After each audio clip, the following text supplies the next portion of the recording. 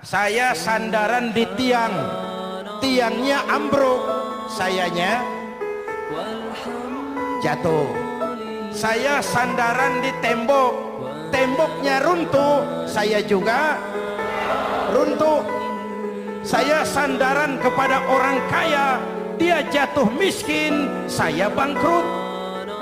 Saya sandaran kepada jenderal, dia pensiun, saya selesai.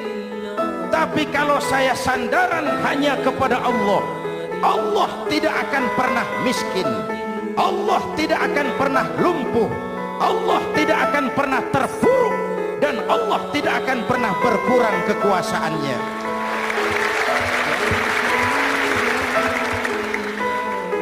Maka umat Islam, sesulit apapun zaman yang kita hadapi, Allah juga tempat kita bersandar. Jelas?